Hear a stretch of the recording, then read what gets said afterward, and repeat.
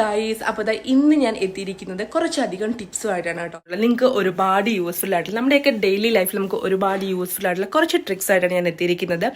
അപ്പം ഈ ഒരു വീഡിയോ ആരും സ്കിപ്പ് ചെയ്യാതെ കാണാൻ ശ്രമിക്കുക.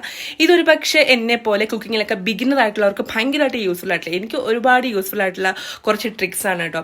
അത് മാത്രമല്ല, ഇപ്പോൾ ഇത് ബോയ്സ് ആണ് കാണുന്നത്, നിങ്ങൾ ടെൻഷൻ അടിക്കുക വേണ്ട.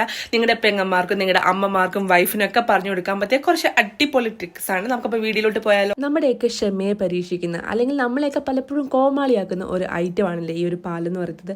നമ്മൾ ബോയിൽ ചെയ്യാൻ വെച്ച് കഴിഞ്ഞാൽ എത്ര നോക്കി നിന്നാലും അത് തിളച്ച് വരത്തില്ല. എന്നാൽ നമ്മുടെ കണ്ണൊന്ന് തെറ്റിക്കഴിഞ്ഞാൽ തിളച്ച് താഴെ പോവുകയും ചെയ്യുമല്ലേ. ഇത് എല്ലാ അമ്മമാർക്കും ഉള്ള ഒരു അനുഭവമാണ്.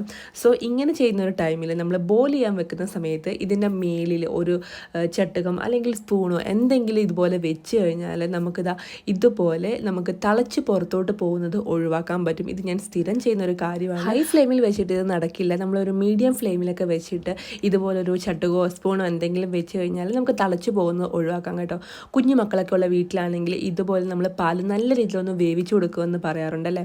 നമ്മൾ പാല് വേവിച്ച് കൊടുത്തു കഴിഞ്ഞാൽ കുഞ്ഞുങ്ങൾക്ക് കഫക്കെട്ടൊക്കെ ഒഴിവാകും. അതുകൊണ്ട് തന്നെ നമുക്ക് ഇതുപോലെ കുറച്ച് നേരം വേവിക്കണമെന്നുണ്ടെങ്കിൽ ഇത് നല്ല അടിപൊളി ഒരു ഐഡിയ ആണ് കേട്ടോ. ഇനി അടുത്ത വില്ലൻ എന്ന് പറയുന്നത് നമ്മുടെ വാഷർ. ശരിക്കും പറഞ്ഞാൽ എല്ലാ വീട്ടിലും കോമൺ ആയിട്ട് ഉപയോഗിക്കുന്നത്, നമ്മളെല്ലാം ബേജാറാക്കുന്ന ഒരു ഐറ്റം അല്ലേ ഈ ഒരു കുക്കർ എന്ന് പറയുന്നത്. ഞങ്ങളുടെ ഈ ഒരു വീട്ടിലെ കണക്കനുസരിച്ച് ഒരു കുക്കറും ഒരുപാട് വാഷറുമാണ് കേട്ടോ. ഒരു കുക്കർ നമുക്ക് ഒരുപാട് യൂസ് ചെയ്യാൻ പറ്റുമെങ്കിലും അതിൻ്റെ വാഷർ ഇടയ്ക്കിടയ്ക്ക് ലൂസായി പോകുന്നതുകൊണ്ട് തന്നെ ഞങ്ങൾ വാഷർ മാറ്റി യൂസ് ചെയ്യാറുണ്ട് കേട്ടോ. അപ്പോൾ അത് കണ്ടിട്ട് എൻ്റെ അച്ഛൻ പറഞ്ഞൊരു ഐഡിയ ആണ്. അച്ഛൻ എന്ന് പറഞ്ഞാൽ ഹസ്ബൻഡിൻ്റെ അച്ഛൻ. ഇത് നമ്മൾ യൂസ് ചെയ്തതിന് ശേഷം നല്ല രീതിയിലൊന്ന് വാഷ് ചെയ്തിട്ട് ഫ്രീസറിൽ എടുത്ത് വെച്ചതിന് ശേഷം യൂസ് ചെയ്താൽ നമ്മുടെ ഈ ഒരു വാഷർ ടൈറ്റ് ആയിട്ടിരിക്കും. അപ്പം ഇനി മുതൽ ഒറ്റ കുക്കറും ഒറ്റ വാഷറും.